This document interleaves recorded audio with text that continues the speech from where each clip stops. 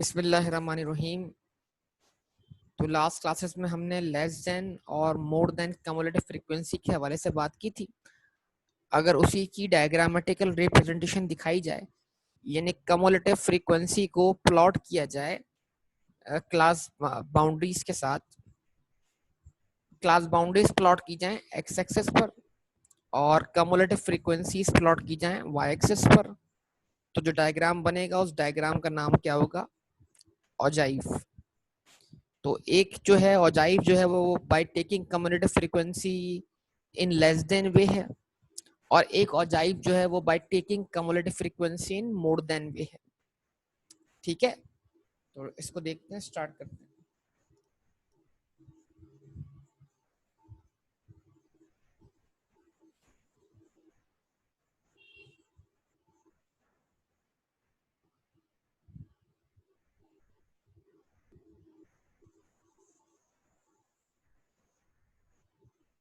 I think आपको diagram के हवाले से अंडरस्टैंडिंग डेवलप हो चुकी होगी कि स्केलिंग कैसे करनी है आपने।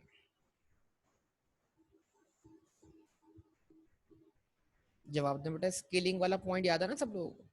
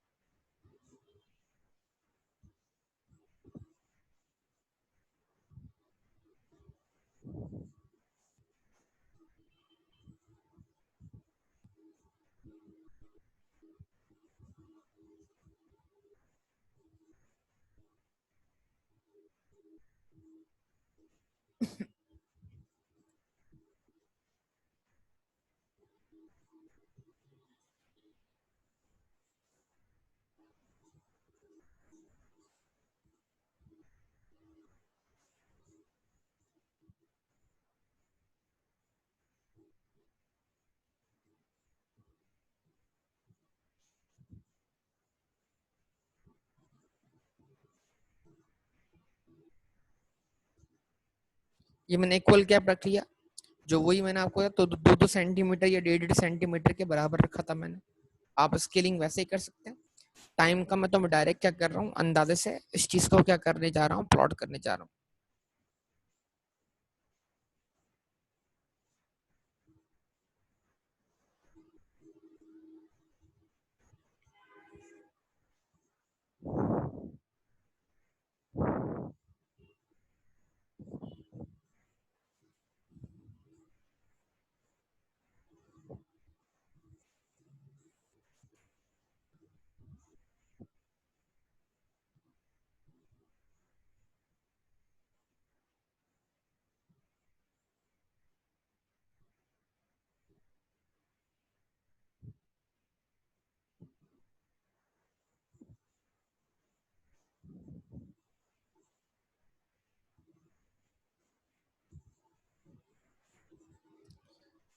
कम्युलेटिव फ्रीक्वेंसी का मैक्सिमम जो वैल्यू हमें दिख रहा है वो कितना दिख रहा है बेटा? 0 से लेकर कहां तक जा रहे हैं हम? 45 तक।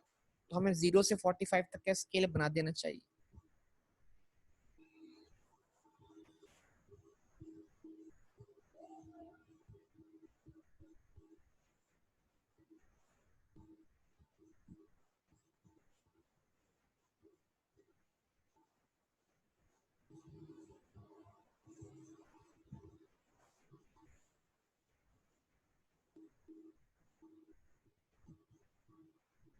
फाइव, 10,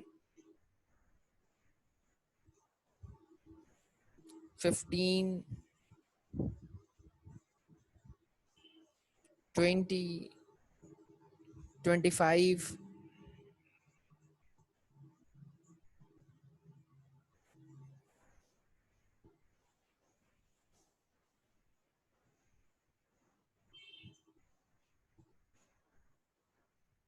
30,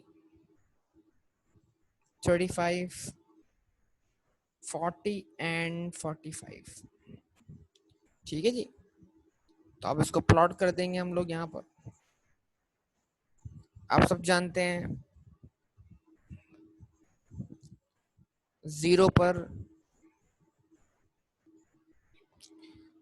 कम्युलेटिव फ्रीक्वेंसी कितनी है, 100, सॉरी 100.5 जो क्लास बाउंड्री है, इससे लेस देन जो वैल्यूज हैं उस पे कम्युलेटिव, उस पे आपकी फ्रीक्वेंसीज कितनी है, 0 है। ये आपका स्टार्टिंग पॉइंट हो गया। उसके बाद 110.5 से लेस देन जो वैल्यूज हैं उस पर कम्युलेटिव फ्रीक्वेंसी कितनी है?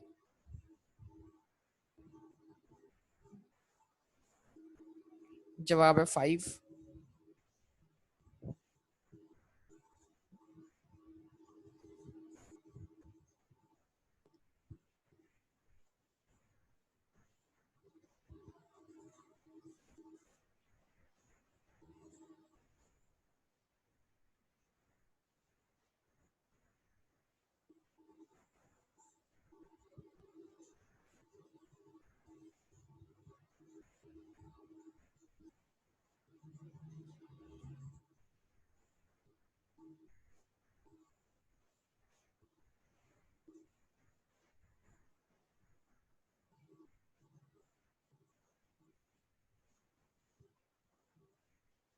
ठीक है जी।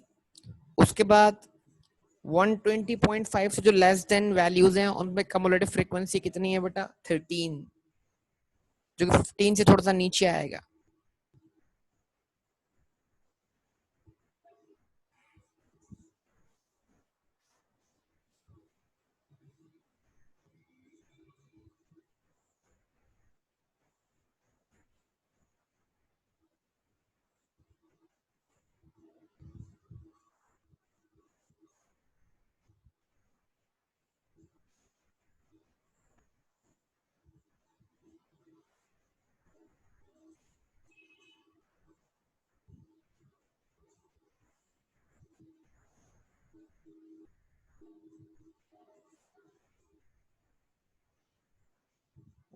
ठीक है जी। उसके बाद 130.5 से जो लेस देन वैल्यूज हैं उस पे कम्युलेटिव फ्रीक्वेंसी कितनी है आपकी, 30 है।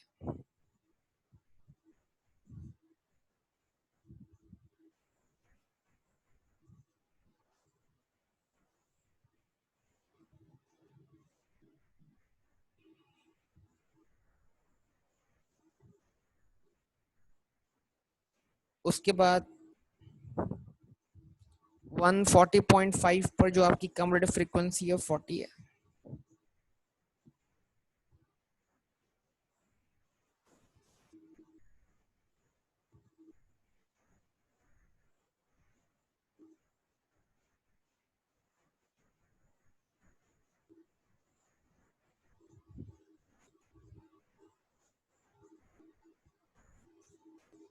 ठीक है जी। और उसके बाद 150.5 पर आपकी कम्युलेटिव फ्रीक्वेंसी कितनी है, 45।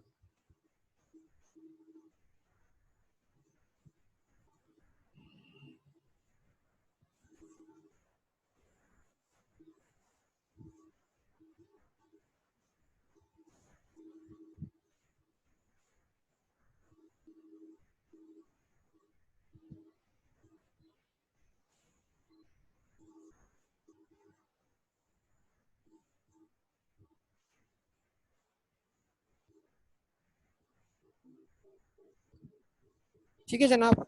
तो अगर आप इन पॉइंट्स को मिला देंगे तो एक डायग्राम बन जाएगा, उस डायग्राम का नाम क्या होगा, ऑजाइव। 0 से स्टार्ट करेंगे, 0 वाला पॉइंट यानी 100.5 पे कम्युलेटिव फ्रीक्वेंसी 0 है। इन सारे पॉइंट्स को आपस में मिला दें,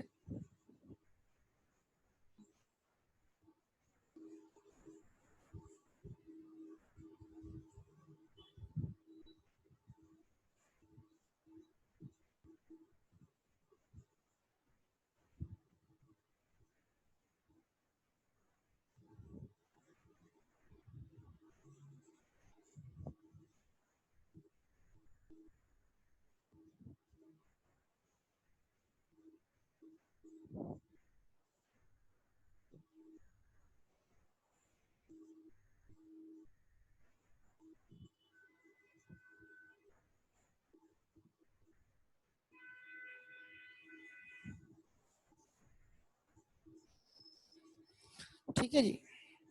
तो ये आपका बन जाएगा डायग्राम। इसको हम क्या बोलेंगे, लेस देन ऑजाइव।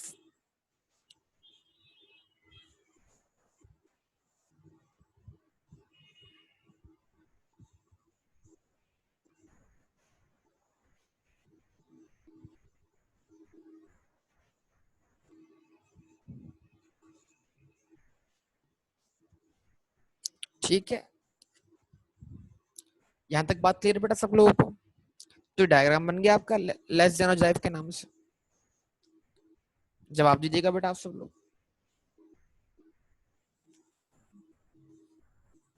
कोई मुश्किल बात है?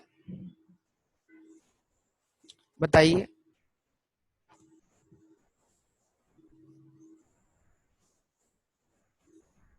ओके, तो इसी तरीके से एक डायग्राम बनेगा, इसका नाम क्या है, मोर देन ऑजाइव। अच्छा, चाहे तो आप मोर देन ऑजाइव को अलग से प्लॉट पे बनाएं, चाहे तो इसी प्लॉट पे बना लें। तो मैं क्या करता हूँ, मैं इसी प्लॉट पे उसको ड्रॉ करता हूँ। ठीक है, किसको, मोर देन ऑजाइव को। अच्छा, मोर देन ऑजाइव का डेटा हमारे पास था।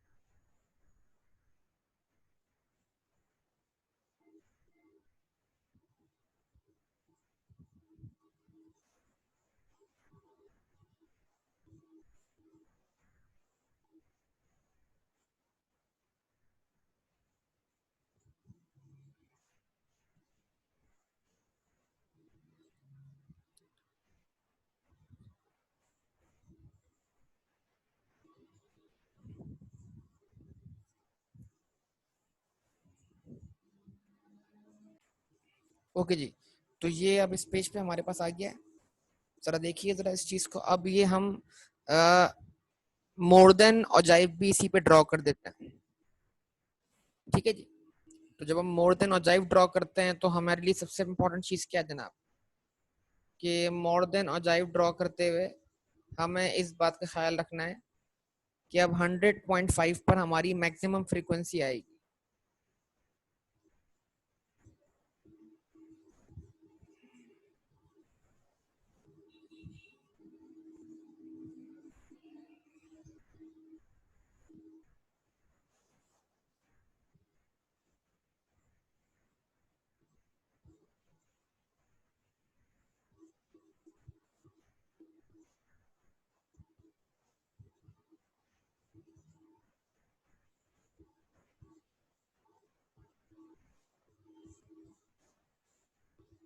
ये आपको एक पॉइंट मिल गया। उसके बाद 110.5 पर आपको जो वैल्यूज पिक करनी है,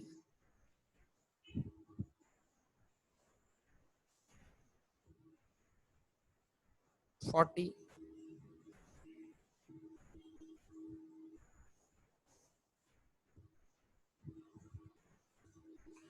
उसके बाद जनाब 120.5 पर जो आपको वैल्यू पिक करनी है वो क्या है, 32 है।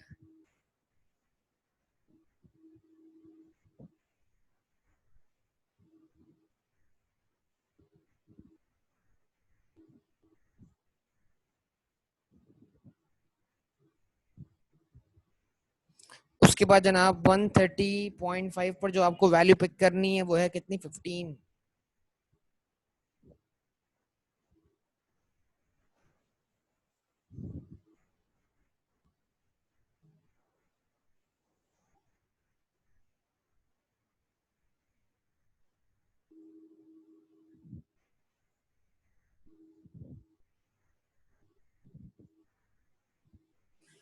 उसके बाद जनाब आपको जो वैल्यू पिक करनी है 140.5 पर, वो कितनी है, 5।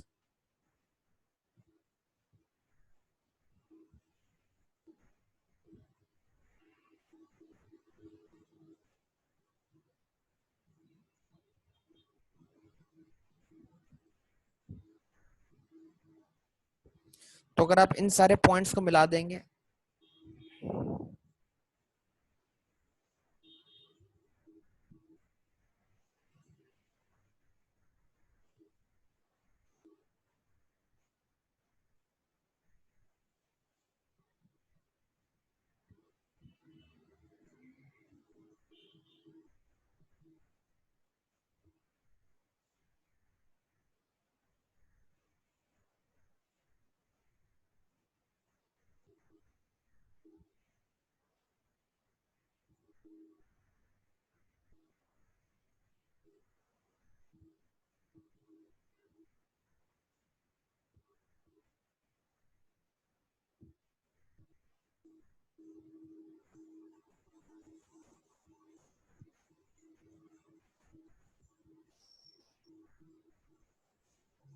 तो एक डायग्राम और बन जाएगा। इस डायग्राम को हम क्या बोलेंगे,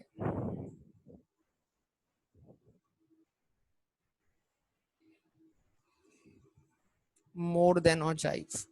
आप चाहें तो इसको अलग से प्लॉट कर दें, लेकिन इसको साथ भी प्लॉट कर सकते हैं।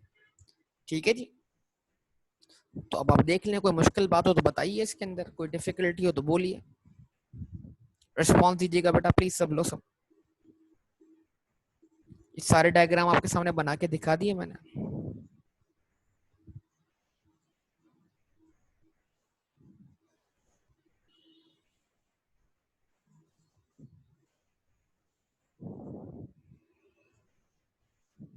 हाँ जी, सबसे पूछ रहा हूँ बेटा, इतने सारे लोग यहाँ पर मौजूद हैं, रिस्पॉन्स करने वाले आज बड़े कम लोग हैं।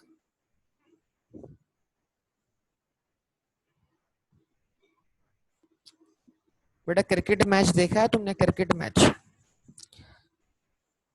ये बताओ, क्रिकेट मैच में तुम्हें स्कोर जो है वो कम्युलेटिव देखने को मिलता है, या हर ओवर का स्कोर अलग अलग देखने को मिलता है? 2 ओवर हो चुके हैं, टोटल स्कोर देखोगे, या दूसरे ओवर का स्कोर देखोगे? 2 ओवर का स्कोर एक अलग चीज है, दूसरे ओवर का स्कोर एक अलग चीज है। तो उसका एक डायग्राम बना हुआ दिखता है, एक लाइन जारी होती है सीधी ऊपर, जिसपे डॉट्स लगे होते हैं, आउट, खिलाड़ी आउट हो रहे होते हैं, वो यही अजाइब होता है बेटा। तो जहां जहां आपको कम्युलेटिव वैल्यूज की जरूरत होती है, वहां वहां आप अजाइब बना रहे होते हैं। मिसाल के तौर पर अगर कोई कंपनी है, उसकी परफॉर्मेंस है, पहले साल में उसने कितना प्रॉफिट कमाया, पहले और दूसरे साल में मिलाकर कितना कमाया, 3 साल में टोटल कितना कमाया, 4 साल में कितना कमाया, आज 5 साल के एंड पे कंपनी की परफॉर्मेंस कहां पर है। मतलब इस तरह समझो कि हिस्टोग्राम जो है वो इंडिविजुअल क्लास इंटरवल की परफॉर्मेंस बताएगा, ठीक है। और ऑजाइव जो है वो कम्युलेटिव, यानी कि तमाम क्लास इंटरवल्स को इकट्ठा कर करके उनकी इकट्ठी परफॉर्मेंस बताएगा। मतलब अगर हम आखिरी पॉइंट पर हैं, तो आखिरी पॉइंट पर जो वैल्यूज हैं वो तमाम क्लास इंटरवल्स को रिप्रेजेंट कर रही हैं। ठीक है बेटा, यस और नो? तो ऑजाइव के बारे में लिखा तो नहीं अब तक हमने, क्या है ऑजाइव? ये डायग्राम बन चुका था सबका बेटा, कोई प्रॉब्लम तो नहीं है ना बेटा इसमें?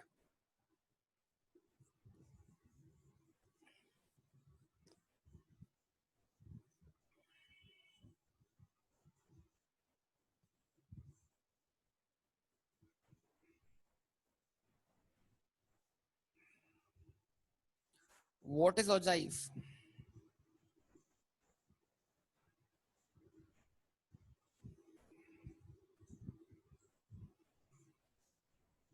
ग्राफ ऑफ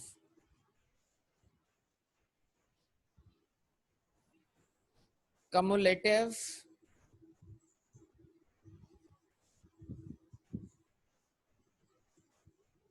frequency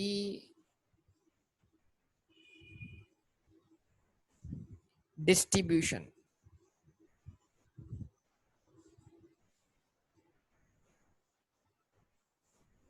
ग्राफ है किसका? कम्युलेटिव फ्रीक्वेंसी डिस्ट्रीब्यूशन का। ऑल्सो नोन एज, बेटा जो पॉइंट लिखवाता हूँ सारे एग्जाम में आते हैं, ये सारे एग्जाम में आते हैं, एमसीक्यूज वाले पॉइंट हैं, इनको इग्नोर मत किया करें।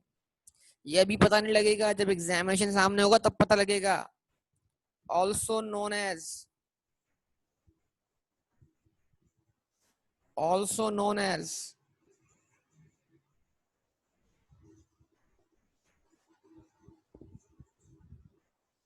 cumulative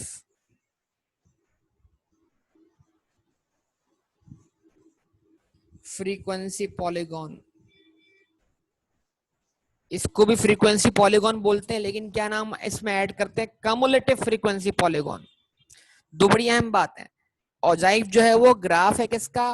फ्रीक्वेंसी डिस्ट्रीब्यूशन का। ये भी फ्रीक्वेंसी डिस्ट्रीब्यूशन का ग्राफ है, लेकिन साथ साथ क्या है, इसमें कम्युलेटिव फ्रीक्वेंसी का इस्तेमाल हुआ है। ऑल्सो नोन है, जिसको फ्रीक्वेंसी पॉलीगॉन भी कहते हैं, लेकिन ये आम फ्रीक्वेंसी पॉलीगॉन नहीं है, बल्कि कम्युलेटिव फ्रीक्वेंसी पॉलीगॉन है। दो पॉइंट बड़े इंपॉर्टेंट है, ठीक है जी।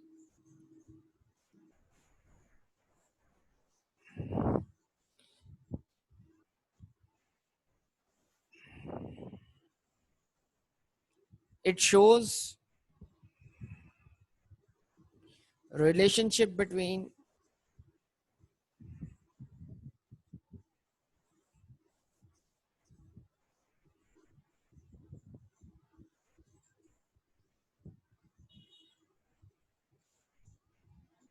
क्लास बाउंड्रीज, जिसको हम कहाँ प्लॉट करते हैं? एक्स एक्सेस एंड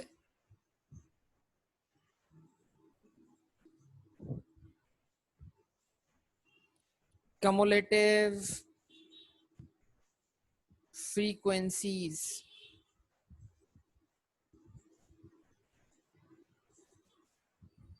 जिसको हम कहाँ प्लॉट करेंगे?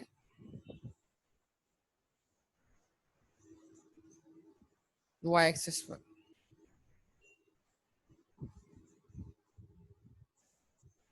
It is used to calculate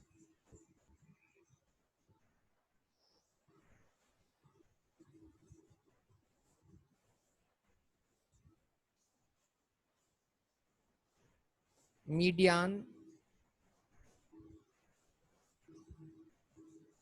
graphically. It is used to calculate median graphically.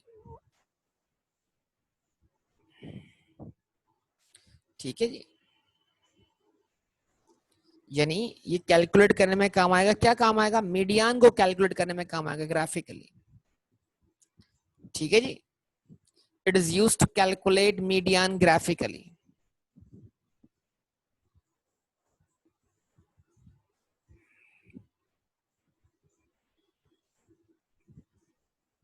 Median भी क्या है? कि एवरेज है। इससे पहले भी ऐसा कोई पॉइंट हमने लिखा था पीछे, कहां लिखा था बताओ जरा सब लोग। ग्राफिकल कैलकुलेशन के हवाले से कोई पॉइंट पीछे लिखा था बेटा, याद है या नहीं याद? हाँ, कहाँ लिखा था बताओ। आज आपकी पार्टिसिपेशन कम है बेटा हिस्टोग्राम में, बेहतरीन बात। तो अब हिस्टोग्राम काम आता है ग्राफिकली मोड कैलकुलेट करने के लिए, और ऑजाइव काम आता है ग्राफिकली मीडियन कैलकुलेट करने के लिए। याद आ जाएंगी सारी बात। ये सारे की पॉइंट्स हैं और ये सारे एग्जामिनेशन में आने वाले एमसीक्यूज हैं। ठीक है जी। There are two types of what? Ogive. Ogive की कितनी टाइप्स हैं? 2 टाइप्स हैं। नंबर 1,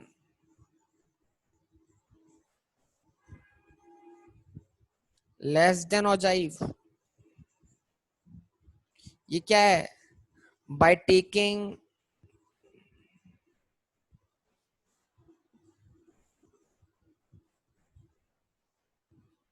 CF मतलब cumulative frequency in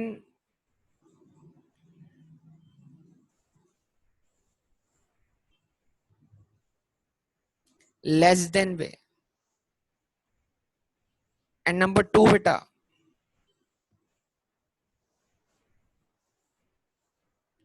more than ogive by taking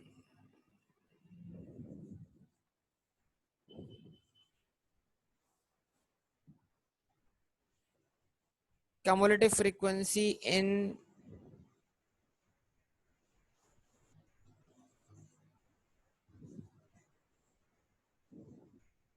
more than way। ठीक है जी। तो एक लेस देन ओजाइव हो गया, एक मोर देन ओजाइव हो गया। सारी बातें आपके सामने मैंने क्या कर दी, थ्योरेटिकली भी दिखवा दी। तो जो जो इस रिलेटेड बेटा की पॉइंट्स है, सारे की पॉइंट्स आपके सामने रख दिए गए। तो ये तकरीबन मैंने सारे डायग्राम्स जो है आपके सामने रख दिए हैं। कुछ डायग्राम्स जो है वो आगे चल के काम आएंगे, कुछ डायग्राम आगे चल के रिपीट भी हो जाएंगे, कोई इशू नहीं है इसके अंदर। ठीक है। तो यहाँ तक कोई प्रॉब्लम हो, कोई सवाल हो, कोई परेशानी हो तो बता दीजिए बेटा, नहीं तो हम आगे बढ़ जाते हैं बेटा। जवाब दीजिएगा बेटा आप सब लोग,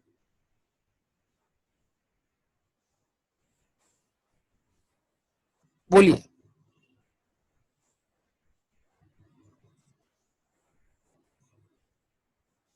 सब लोगों से पूछ रहा हूँ बेटा। ओके, तो आगे बात करें। तो हमने collection and presentation of data पे बात मुकम्मल की आपके साथ। ठीक है ना? सही है, जवाब दीजिएगा।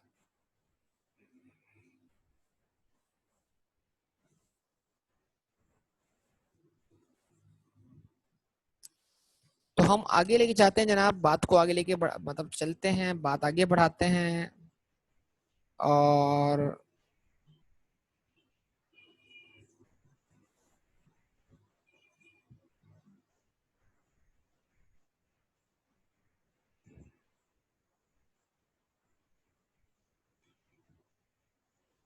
बात शुरू करते हैं किस पर, हमारे एक एरिया पर स्टेटिस्टिक्स के, जिसका नाम क्या है, measures of central tendencies.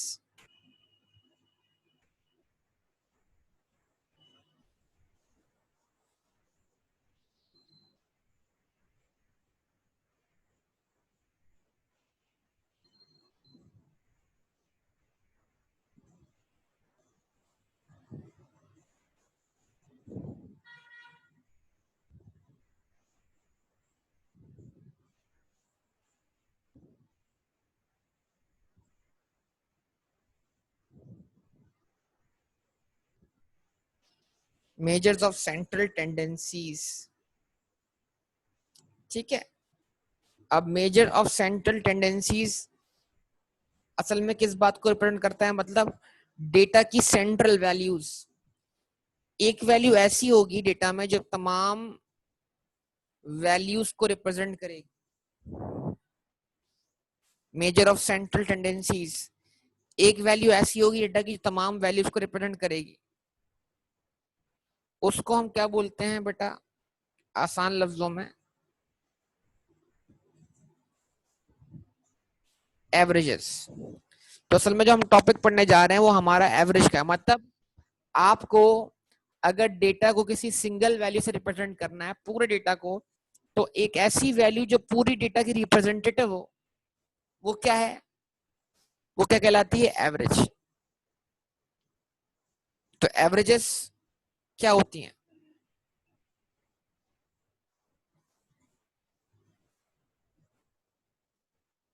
Single value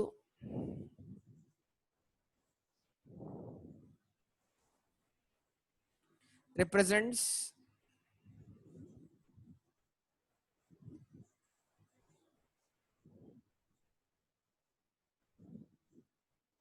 all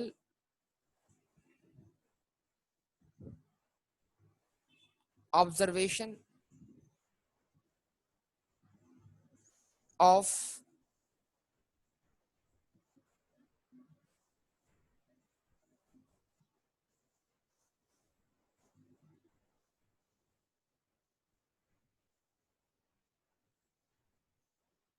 data.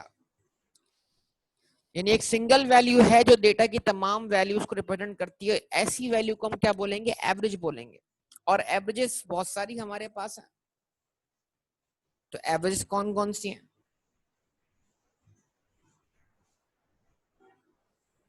सबसे पहली एवरेज आपके पास क्या है, मीन है। और मीन की हमारे पास तीन टाइप्स हैं। सबसे पहला मीन कहलाता है अर्थमेटिक मीन,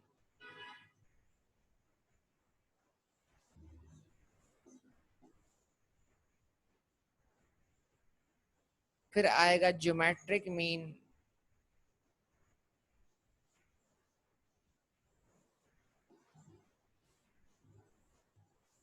और फिर आएगा हार्मोनिक मीन।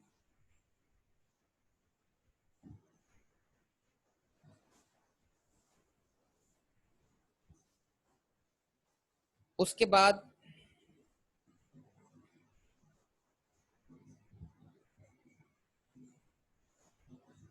मीडियन,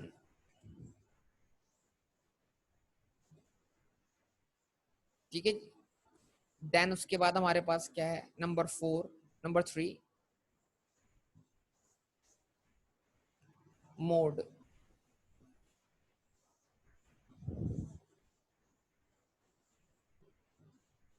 ठीक है जी, mean, median and mode, basically तीन एवरेजेस हैं।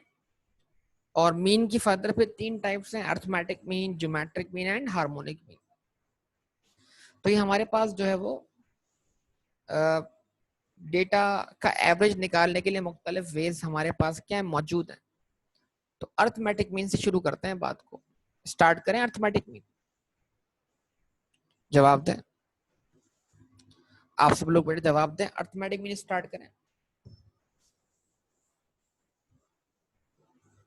अच्छा, तो हम क्या करते हैं, हम जब भी पढ़ते हैं तो हम कोशिश करते हैं कि साथ साथ हमारे पिछले कॉन्सेप्ट भी रिकॉल हो जाए, रिवाइज हो जाए। तो आज हम क्या करते हैं, दोबारा से जरा एक डेटा कलेक्शन कर लेते हैं, ताकि कलेक्शन ऑफ डेटा वाला काम भी दोबारा से क्या हो जाए, रिपीट हो जाए। ठीक है जी। और डेटा कलेक्ट करके वो डेटा हमारे पास जमा हो जाएगा, उसी क्या हम क्या कर लेंगे, अर्थमेटिक मीन वर्कआउट कर, मतलब डेटा कलेक्शन भी आपसे करवा लिया और उसका अर्थमेटिक मीन भी आपसे वर्कआउट करवा लिया, ताकि पिछली चीजें साथ साथ चलती रहें। ठीक है। तो सवाल क्या है, देखें, आप कौन है, स्टूडेंट, यस और नो?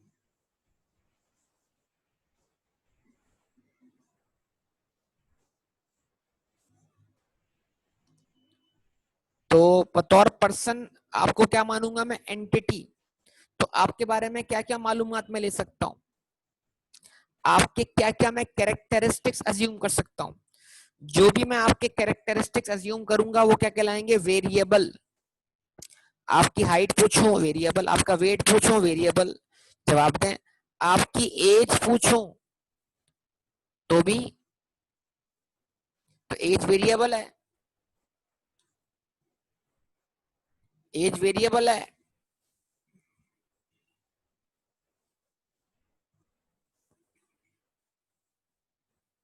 रिस्पॉन्स करें बेटा, एज वेरिएबल है। वो मैं खुद टाइप टाइप नहीं पूछ रहा, खाली पूछ रहा हूँ वेरिएबल है या नहीं है। एज वेरिएबल है। क्वांटिटेटिव, क्वालिटेटिव,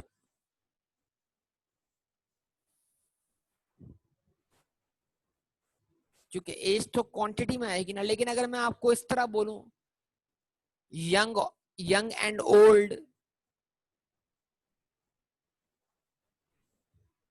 तो अब क्या हो गया, क्वालिटेटिव हो जाएगा।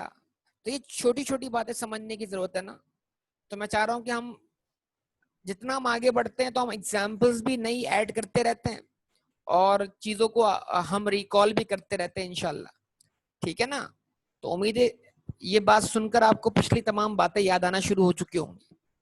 ऐसा ही है ना?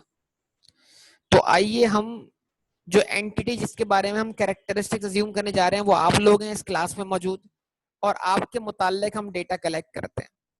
तो सबको बतानी होगी अपनी एज, और जिसका नाम मैं लूंगा वो एज बताता रहेगा बेटा। यस और नो?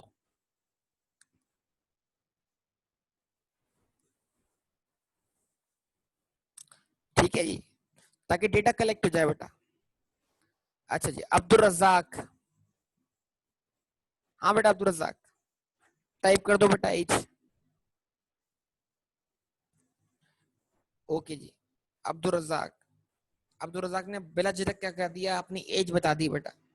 बाकी जो झिझक रहे हैं वो जरा सोच लें क्या करना है उन्होंने।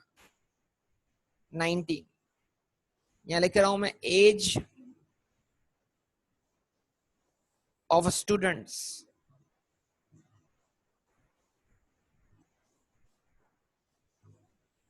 ठीक है जी, as of students.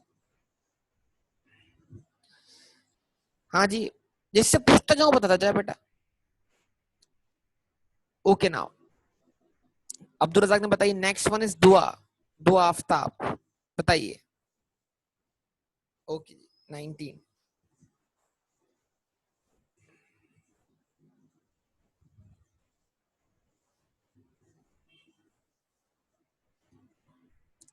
Next one is Fazul high.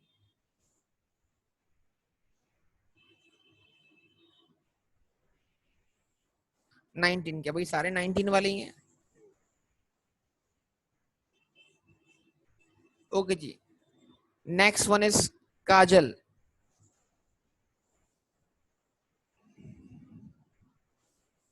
चले जी, काजल ने कहा मैं 1 साल कम कर लेती हूँ। ठीक है जी, ओके। उसके बाद कुलसूम।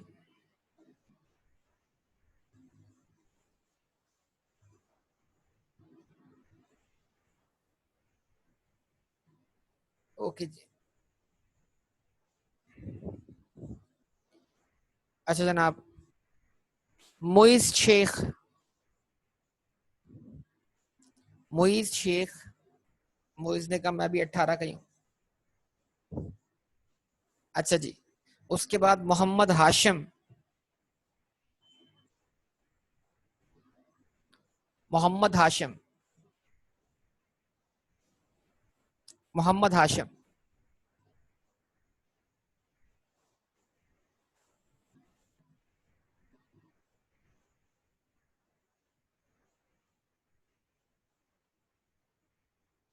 ओके जी।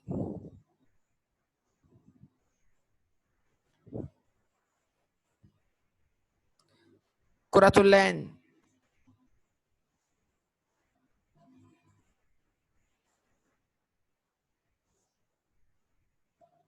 ओके जी।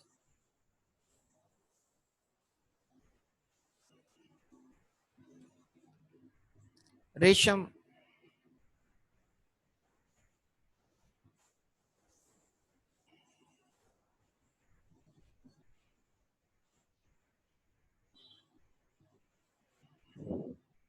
सहरिश।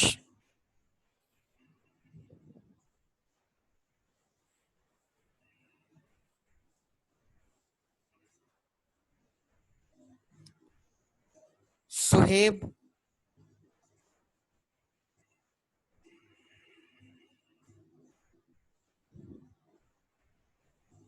सोलेहा।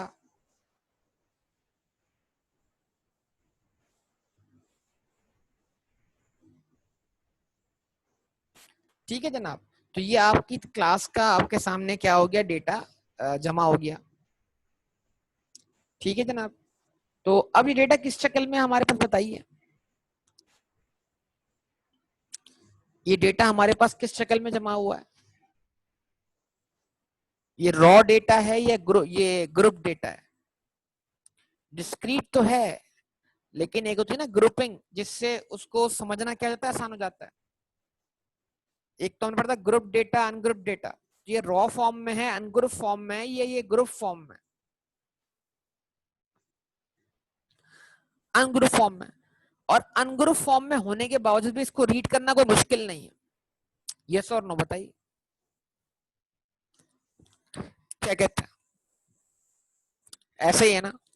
चलें, तो इसका मतलब क्या है, पेपर में आपने ये देखना है क्वेश्चन आपके पास किस शक्ल में आता है। तो अब हम जो टॉपिक शुरू करने जा रहे हैं वो, उसका नाम आपके सामने क्या है, अर्थमेटिक मीन।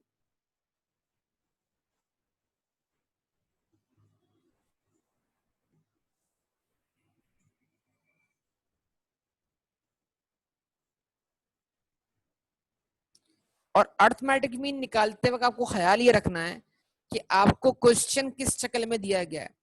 अगर क्वेश्चन आपको दिया गया है अनग्रुप फॉर्म में,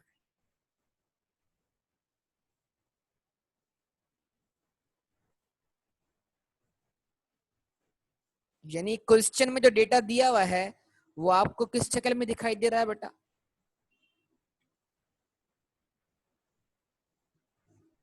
अनग्रुप फॉर्म में, तो फिर आप अर्थमेटिक मीन का अनग्रुप का फॉर्मूला अप्लाई करेंगे। अच्छा जी, अब एक चीज और होती है इसके अंदर, वो है पॉपुलेशन। कि जो डेटा आप, जिस डेटा का आप अर्थमेटिक मीन निकाल रहे हैं वो आपके लिए पॉपुलेशन है या सैंपल है। यानी आपने जो कलेक्शन की वो सैंपल बेस्ड कलेक्शन है या वो पॉपुलेशन बेस्ड कलेक्शन है। अगर मैं आपकी क्लास की बात करूं तो,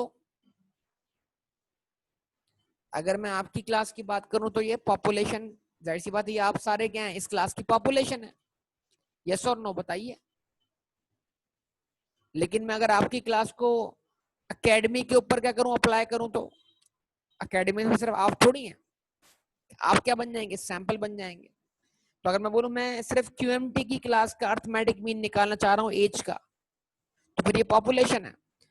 लेकिन अगर मैं आपकी क्लास को बेस बनाकर आपकी क्लास में चंद लोग सिलेक्ट करके एकेडमी के अंदर मौजूद स्टूडेंट्स की एज का अर्थमेटिक मीन निकालना चाहता हूं, तो फिर आप क्या हुए, फिर तो आप सैंपल हो गए, क्योंकि आप तमाम स्टूडेंट्स को रिप्रेजेंट कर रहे हैं। लेकिन आप तमाम स्टूडेंट्स हैं नहीं। क्या ये बात समझ में आती है आप लोगों को बेटा?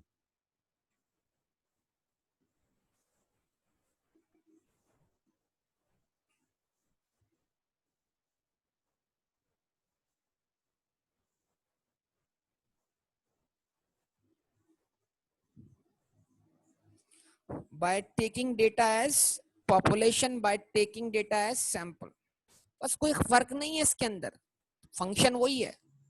जब अर्थमेटिक मीन पॉपुलेशन डेटा का होता है तो हम उसको डिनोट करते हैं किससे,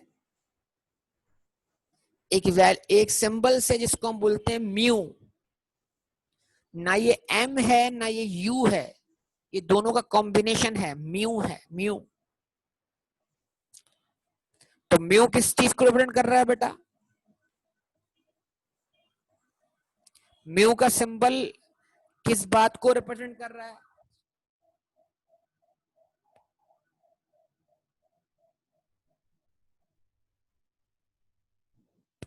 म्यू का सिंबल किस बात को रिप्रेजेंट कर रहा है बेटा, अर्थमेटिक मीन को।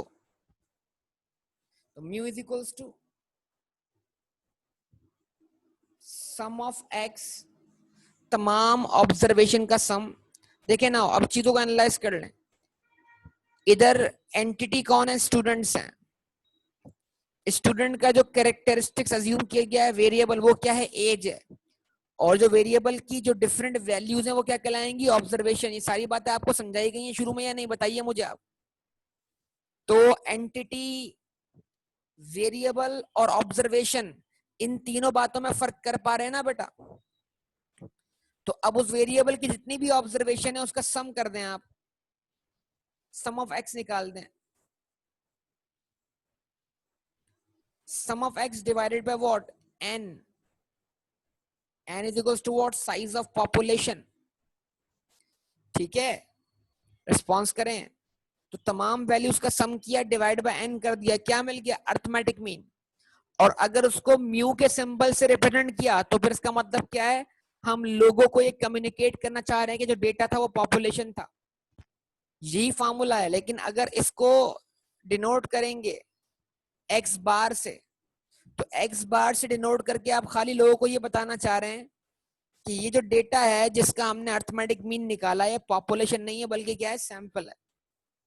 तो इट मींस दैट ये दोनों कम्युनिकेशन सिंबल्स हैं, ताकि लोगों को एक बात समझ लग सके कि जनाब आपने ज्यादा मेहनत की है कम मेहनत की है, क्योंकि कंप्लीट पॉपुलेशन का डेटा हासिल करना मुश्किल बात है और सैंपल बेस पे डेटा हासिल कर लेना क्या आसान बात है। तो जब आप अपने अर्थमेटिक मीन को डिनोट करते हैं किससे, म्यू से, तो ऑटोमेटिकली पब्लिक को पता लग जाता है जनाब कि ये पॉपुलेशन का अर्थमेटिक मीन है। और जब आप अपने अर्थमेटिक मीन को डिनोट करते हैं एक्स बार से, तो लोगों को समझ लग जाएगी जनाब ये सैंपल का अर्थमेटिक मीन है। तो फंक्शन एक ही है, सम ऑफ वेरिएबल एक्स, तमाम ऑब्जर्वेशन का सम कर दें, डिवाइड करते हैं किससे, एन से, वहां कैपिटल एन है। कैपिटल एन का मतलब क्या है, साइज ऑफ पॉपुलेशन, कि कितने लोगों की गिनती किया आपने, कितने लोगों का डेटा कलेक्ट किया आपने। और small N is what, size of sample. चाहिए बात समझ में आती है बेटा? तो इन दोनों फार्मूला के मुतालिक जो चीजें हैं, सम ऑफ एक्स मतलब व्हाट, सम ऑफ ऑब्जर्वेशन। तो ये बात तो दोनों फार्मूला में क्या है, सेम है। जवाब दें, what is N,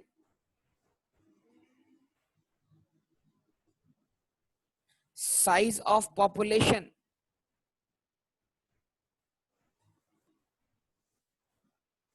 what is small N,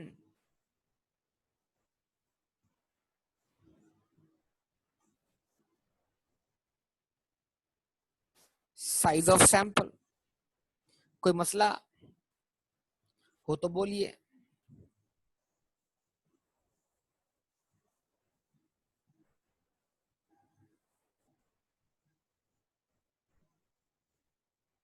ठीक है जी।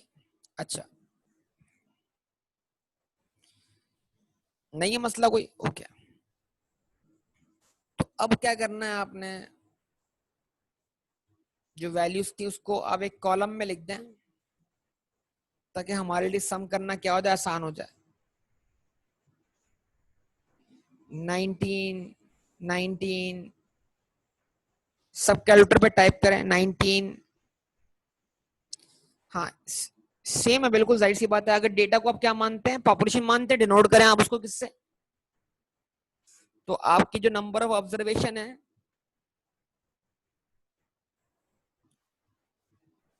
उसको आप डिनोट करें किससे,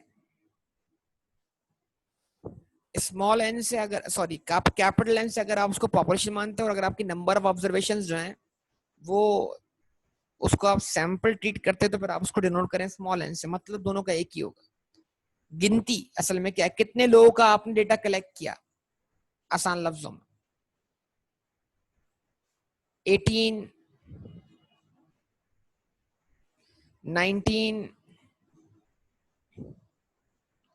फिर 18, फिर 18,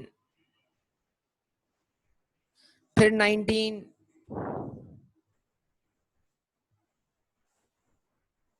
18,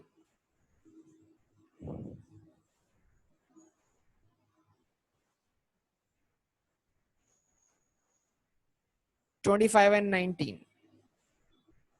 सम कीजिए इसका बेटा, क्या सम आता है, 1 2 3 4 5 6 7 8 9 10 11 12।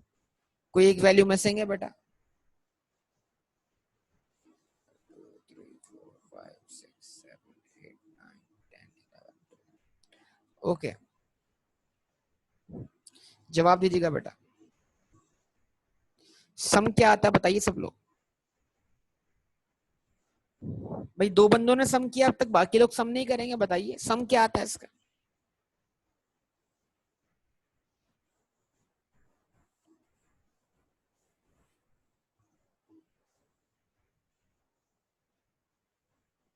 क्या सम आ गया,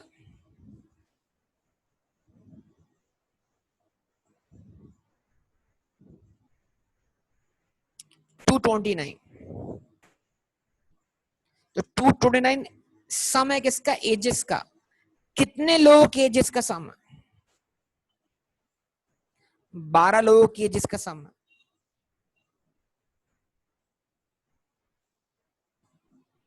ठीक है जी। अगर ये पॉपुलेशन है तो मैं इसको इस तरह कैलकुलेट करूंगा, तो सम ऑफ एक्स कितना आ गया बेटा? 229। इसको डिवाइड किया किससे? 12 से। ये 229 सम है एजेस का। कितने लोगों की? 12 लोगों की। तो इन एजेस के सम को 12 लोगों में बराबर बराबर तकसीम कर दो। जवाब दो बेटा। तो ऑन एवरेज क्या आंसर आया?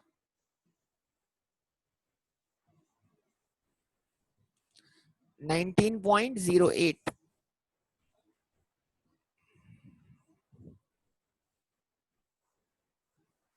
यानी ऑन एवरेज इस क्लास की जो एवरेज एज है वो क्या है बेटा? 19 है, 19 साल है।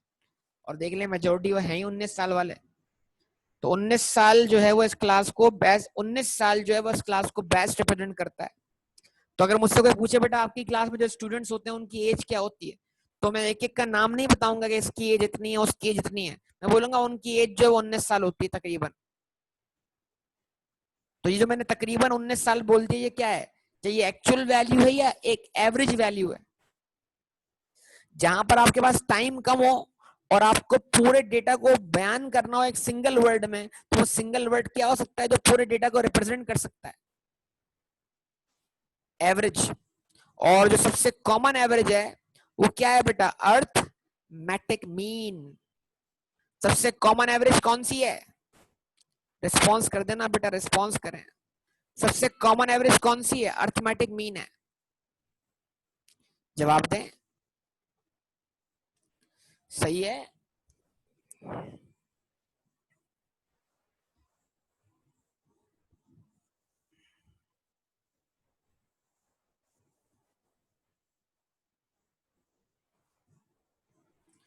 और अगर मैं अज्यूम करूं ये डेटा जो है पॉपुलेशन नहीं है बल्कि क्या है? सैंपल है, तो आंसर तो वही आएगा 19.08।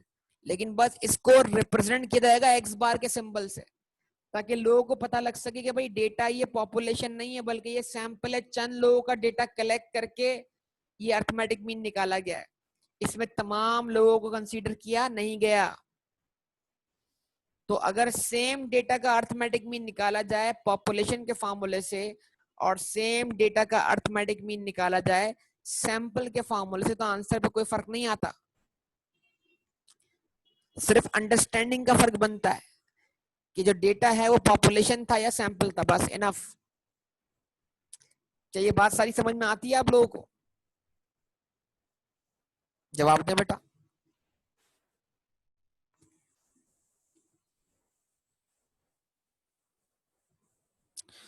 ठीक है जी, यहां तक मुकम्मल हो गई हमारी बात। ये तो कोई मुश्किल चीज तो नहीं है आपके लिए?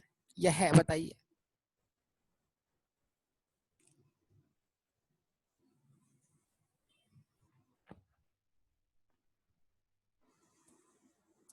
ठीक है, अब उसके बाद हम आगे बढ़ते हैं बेटा।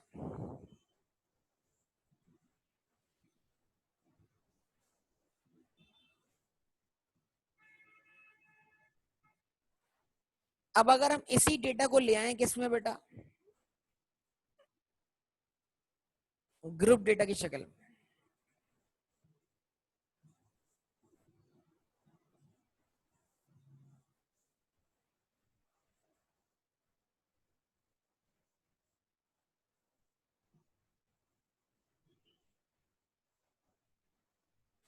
तो ग्रुप डेटा में एक हमारे पास होती है ओपन क्लास।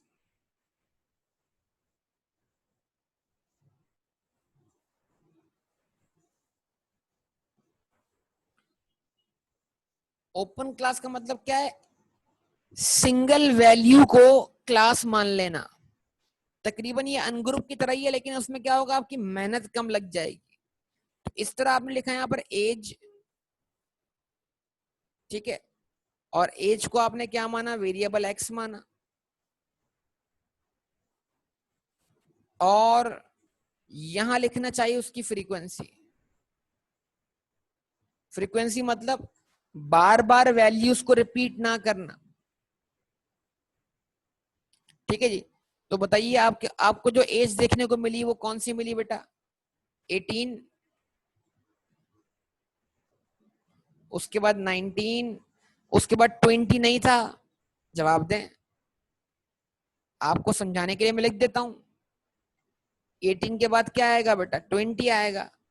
20 के बाद क्या आएगा? 21, 22, 23, फिर डायरेक्ट क्या था बेटा? 25 था। सही है।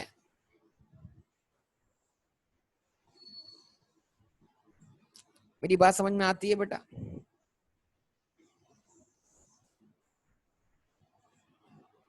अच्छा, अब क्या कर सकते हैं हम? टैलीज लगा सकते हैं, टैलीज।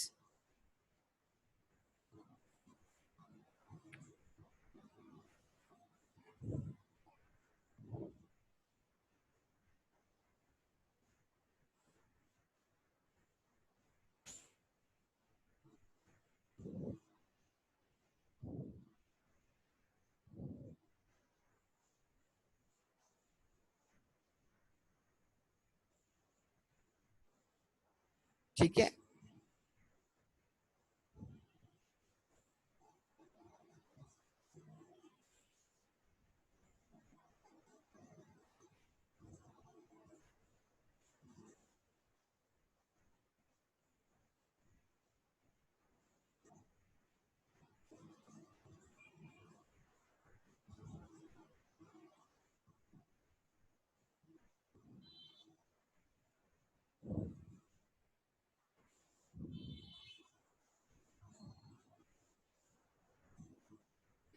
अब आप मुझे बताइए कि सबसे पहले आपको कौन सी एज दिख रही है? 19, यस, ऐसा ही है।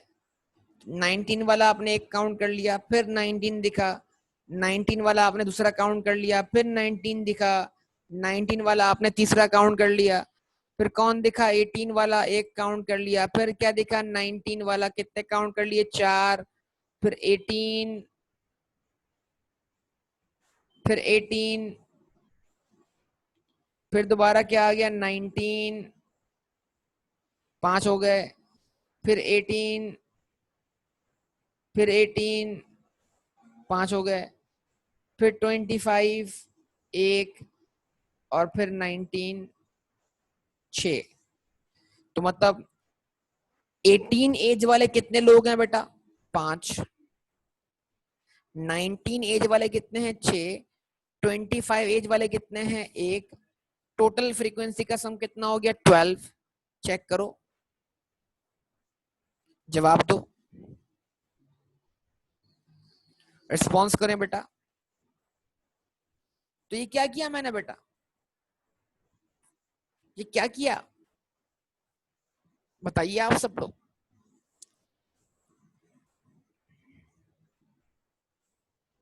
ये किया ना कि आपकी क्या कहते हैं इसको, डेटा को हमने क्या कर दिया?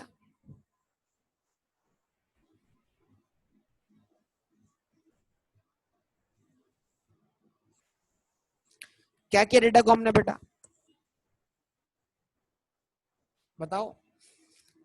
फ्रीक्वेंसी में लिख दिया ताकि हमें बार बार वैल्यूज रिपीट करनी ना पड़े। तो डेटा हमारे लिए पढ़ना क्या हो गया? आसान हो गया। 18 वाले 5 हैं, 19 वाले 6 हैं, 25 वाला 1 है। तो अगर क्वेश्चन इस शक्ल में आता है जिसमें एज लिखी हुई है, उसके सामने उसकी फ्रीक्वेंसी लिखी हुई है, तो ये डेटा क्या कहलाएगा आपके लिए बेटा? ग्रुप डेटा कहलाएगा। ये ओपन क्लास है। ओपन क्लास मतलब यहाँ पे लिमिट नहीं है कोई। ये सिंगल वैल्यू जो है वो एक क्लास को रिप्रेजेंट कर रही है। तो इस केस में आप अर्थमेटिक मीन कैसे निकालेंगे? जवाब दें। तो अगर आप अर्थमेटिक मीन यहां निकालना चाहते हैं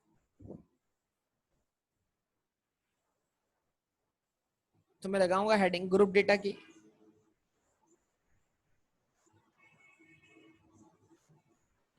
और ग्रुप डेटा का अर्थमेटिक मीन निकालने का फॉर्मूला क्या है? Mu is equals to sum of F of X divide by sum of F. ठीक है, summation F of X divide by summation F.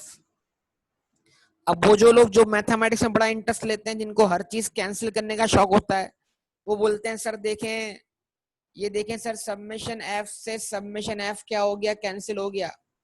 तो बेटा ऐसा कुछ भी नहीं है, ये तुम्हारे दिमाग की खराबी है। तो बराए मेहरबानी ऐसी मैथमेटिकल खराबियां अपने दिमाग से निकाल दी दें। हर जगह हर चीज कैंसिल नहीं होती जैसा आप सोचते हैं वैसे। इन बातों को ध्यान में रखिएगा। ये समेशन एफ ऑफ एक्स है, इसको डिवाइड करना है किससे, सम ऑफ फ्रीक्वेंसी से। तो ये sir summation F of x कैसे आएगा, इसको हम कैसे वर्कआउट करें।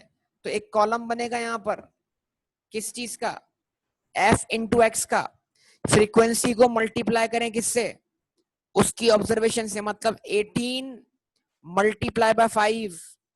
इन दोनों को आपस में मल्टीप्लाई करें, इन दोनों को आपस में मल्टीप्लाई करें, इन दोनों को आपस में मल्टीप्लाई करें, जवाब दें बेटा। 18 मल्टीप्लाई बाय 5, रिस्पॉन्स करें, क्या आंसर आता है। अरे भाई बताइए, 18 मल्टीप्लाई बाय 5, 90। 19 मल्टीप्लाइड बाय 6,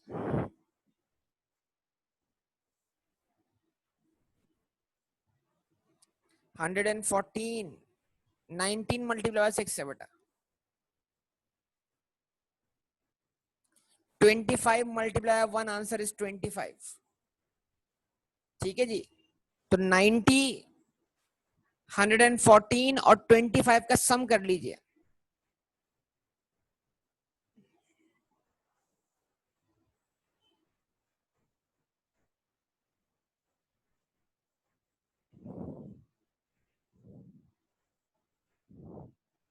कितना हुआ बेटा, 229 हो गया।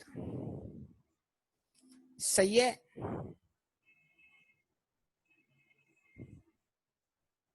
ठीक है।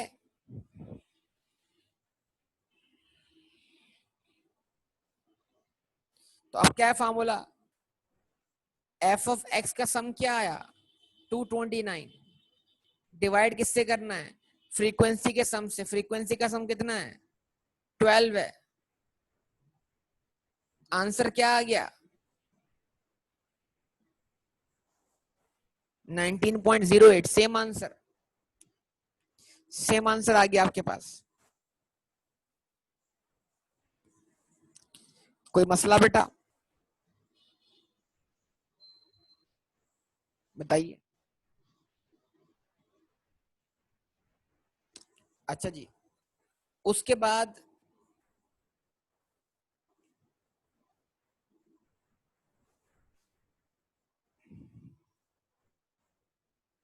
क्लोज क्लास इंटरवल होता है। एक होता है ओपन क्लास इंटरवल, एक होता है close class interval. Close class interval क्या होता है, इसमें लिमिट होती है, लिमिट, यानी लोअर लिमिट से अपर लिमिट। जहां पर सिंगल वैल्यू पूरी क्लास नहीं होती, बल्कि मल्टीपल वैल्यूज मिलके एक क्लास होती है। जवाब नहीं दिया आप लोगों ने बेटा।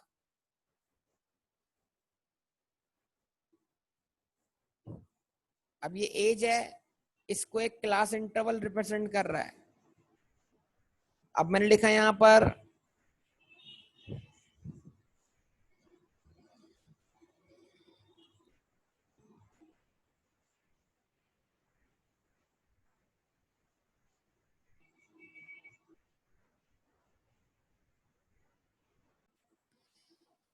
अब क्या करेंगे आप बेटा, आप क्लास इंटरवल बनाएं।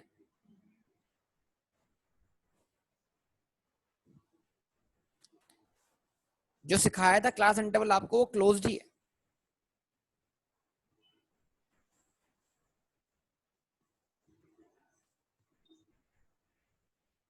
जैसे आपने कहा 18 टू 19, 18 से 19 एक क्लास हो गई।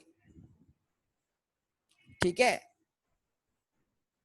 और अब हमारे पास जो है ना, वो 20 वैल्यू नहीं है, मतलब आगे जाके एक ही वैल्यू 25, तो हम इसको बोल देंगे ओवर 20।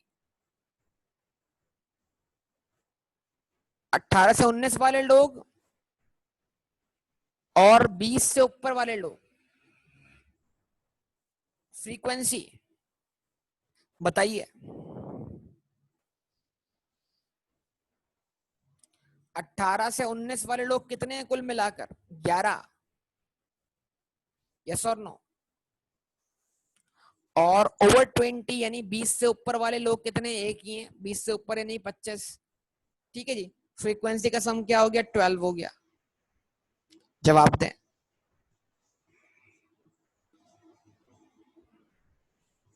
सही है।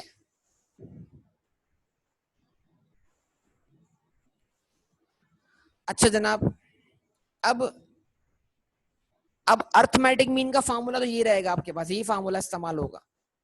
वही mu is equals to summation F of X divide by summation F, यानी फ्रीक्वेंसी को एक्स से मल्टीप्लाई करना, लेकिन यहाँ तो एक्स की लिमिट्स हैं, तो it means that arithmetic mean निकालने के लिए आपको एक्स को कन्वर्ट करना होगा सिंगल वैल्यू में।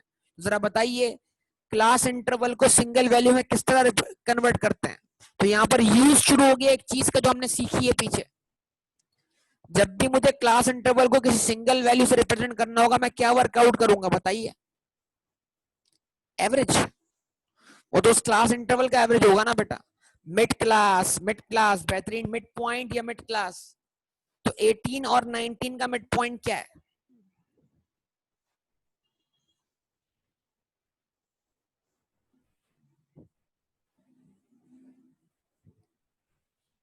18 और 19 का मिड क्लास क्या है बेटा? बहुत कम लोग जवाब दे रहे हैं। अगर आप अभी देखें पिछली सीखी हुई चीजें अगर आप नहीं बताएंगे तो फिर फायदा क्या है?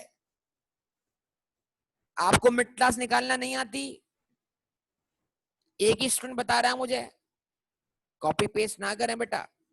वर्क कैसे आता है? Lower limit plus upper limit divide by 2, 18 plus 19 divide by 2,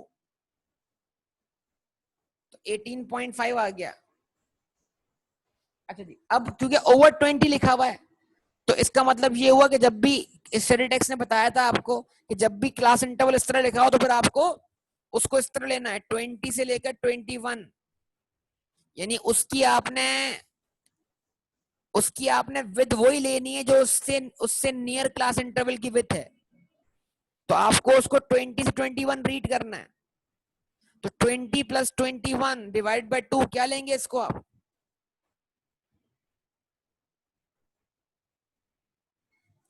ये बात पिछली क्लास में बहुत डिटेल से डिस्कस हुई हुई है। 20.5। अब क्या करें? एफ ऑफ एक्स निकाल दें। 18.5 को मल्टीप्लाई करें किससे? 11 से। 18.5 को मल्टीप्लाई कर दें 11 से। अरे भाई 18.5 इन दोनों का आपस में मल्टीप्लाई करें। 203.5। गुड। और 20.5 को मल्टीप्लाई कर दें किससे बेटा? 1 से। आंसर क्या आएगा बेटा? 20.5 ही आएगा। इन दोनों का सम करें, क्या आंसर बनेगा?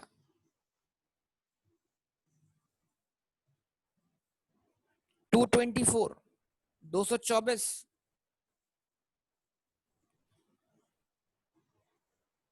ठीक है जी।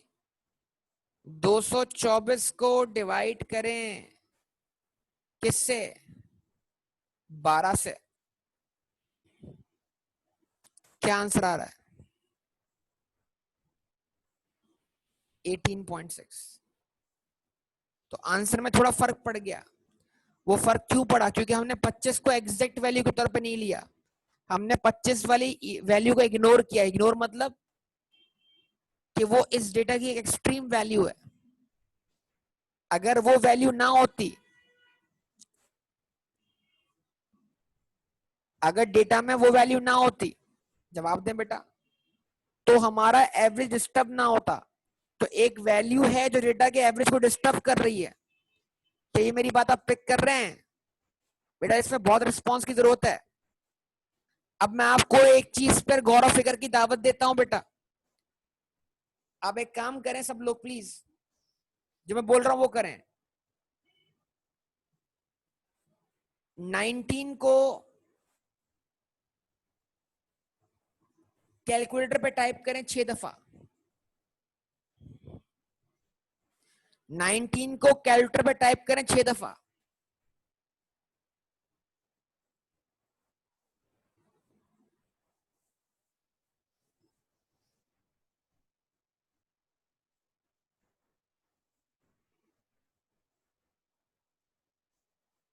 नाइनटीन को कैलकुलेटर पे टाइप करें 6 दफा।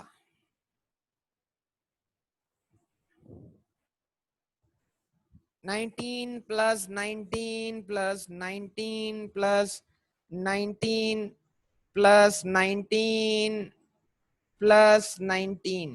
हाँ भाई, क्या आंसर आया? 114 आया ना। तो 19 को 6 दफा प्लस करें या 19 को मल्टीप्लाई बाय 6 कर दें, बात एक ही है क्या नहीं है? बात एक ही है क्या नहीं है? जवाब दो यार। 18 को 5 दफा प्लस करें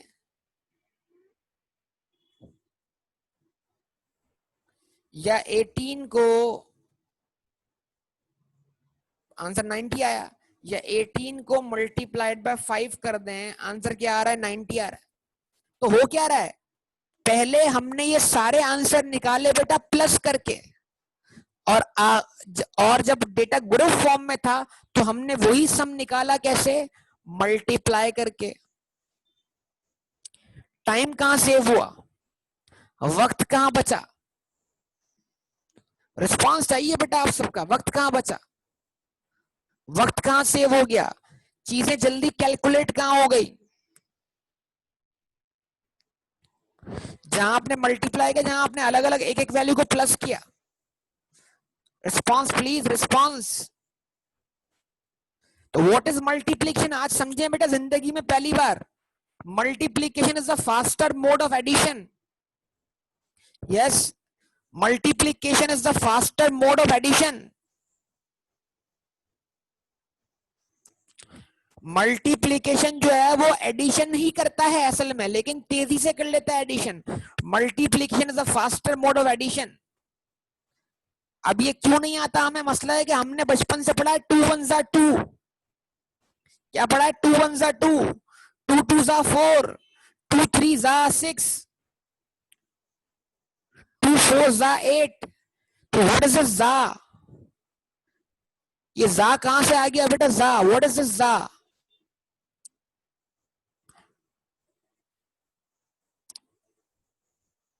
जवाब दें। 2 1 जा 2, 2 2 जा 4। जा मतलब इक्वल। तो जा कौन सी जबान का लफ्ज है बेटा? पश्तो बोल रहे हैं क्या?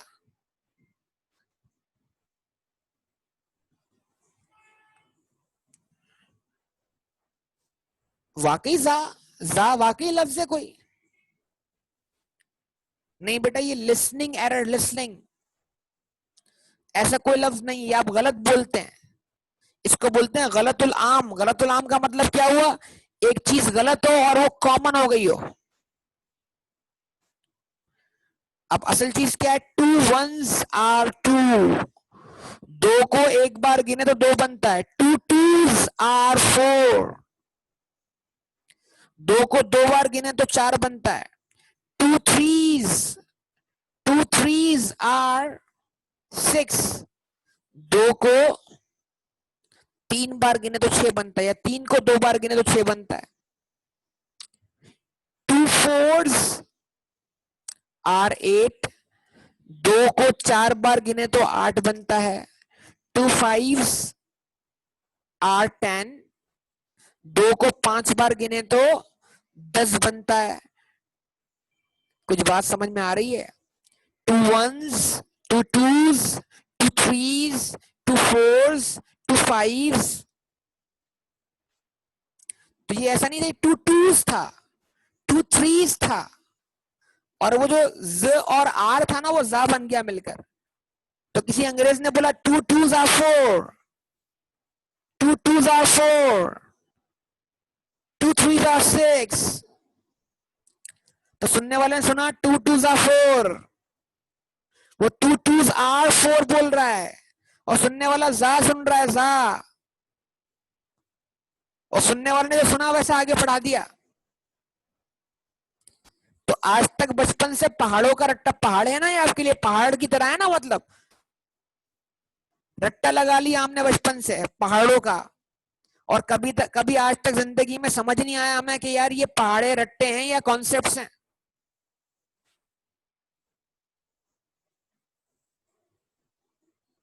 समझे बात को या नहीं?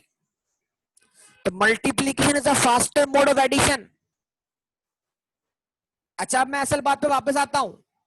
असल बात क्या है, इधर देखो सब लोग, कैलकुलेटर पे देखो, कैलकुलेटर दिख रहा है ना आप लोगों को। 18 को मल्टीप्लाई 5 किया, प्लस 19 को मल्टीप्लाई बाय 6 किया, 18 का सम किया 5 बार, 19 का सम किया 6 बार, आंसर क्या आया? 204 आया। तो इससे पहले हमारा टोटल क्या था? 229 था ना? यस और नो? टोटल एजेस का सम हमारा 229 था कि नहीं था बेटा? आप सबसे पूछ रहा हूँ, रिस्पॉन्स दे दें बराए मेहरबानी। हमारी एजेस का सम जो था वो 229 था कि नहीं था? तो वो कैसे था कि इसमें 25 वाला भी शामिल था। अब मैंने 25 वाले को शामिल नहीं किया, 25 वाले को साइड पे कर दिया। भाई ये 25 वाला जो है ना, बुरा नहीं मानना बेटा, समझाने के लिए बात कर रहा हूँ। ये 25 वाला जो है ये हमारी बाकी एवरेजेस को, बाकी वैल्यूज को मुतासिर कर रहा है। तो अगर मैं डेटा का अर्थमेटिक मीन निकालता हूं बगैर 25 के, तो 25 वाले को मैंने अलग कर दिया, 12 में से एक बंदे को मैंने बाहर कर दिया, कितने में से? 11। तो अगर मैं 204 को डिवाइड करता हूं 11 से, तो जरा देखना आंसर क्या आता है। तो 25 के बगैर मैं अगर एवरेज निकालता हूं, अगर मैं 25 के बगैर एवरेज निकालता हूं तो मेरी एवरेज यही आती है 18.54, जो कि करीब करीब 18.6 के। यस और नो? रिस्पॉन्स कर दो बेटा, रिस्पॉन्स कर दो, बहुत बड़ी बात समझा रहा हूं तुम लोगों को। तुम्हें आइडिया नहीं है कि तुम्हें क्या बात बताई जा रही है। इसका मतलब यह है कि हमारी एवरेज कैलकुलेशन को एक वैल्यू मुतासिर कर रही है। वो वैल्यू कौन है? वो वैल्यू 25 है। अगर ये 25 ना होता तो हमारा समझ लो तीनों केसेस में आंसर क्या होता? सेम आ जाता। तो ग्रुप में हमने 25 को अहमियत नहीं दी, और अनग्रुप में और ओपन क्लास में हमने 25 को क्या दी है? अहमियत दी है। इसलिए हमारा आंसर वहां पे 19.08 आ रहा है। लेकिन जो क्लोज क्लास इंटरवल है उसमें हमने 25 को अहमियत नहीं दी, इसलिए हमारा आंसर वहां पर 18.6 आ रहा है। तो उम्मीद करता हूं बेटा ये सारा डिस्कशन आपको समझ में आया होगा। अब आप जो किताब आपको रेफर की थी उसका चैप्टर नंबर 3 होगा, उसके चैप्टर नंबर 3 में आप क्वेश्चन नंबर 6 से लेकर क्वेश्चन नंबर 12, 6 से 12, ये सारे क्वेश्चन होंगे अनग्रुप डेटा के। फिर क्वेश्चन नंबर 17 और 18 जो होगा वो क्वेश्चन होगा ungroup data, sorry group data with open class. ठीक है? और फिर आगे 2 क्वेश्चन और कीजिएगा ग्रुप डेटा के विद क्लोज क्लास। तो ये आपका होमवर्क होगा बेटा, ये लाजमी आप करके आएंगे इंशाल्लाह। बाकी डिस्कशन आपसे होता रहेगा अगली क्लास के अंदर। ओके, अल्लाह हाफिज।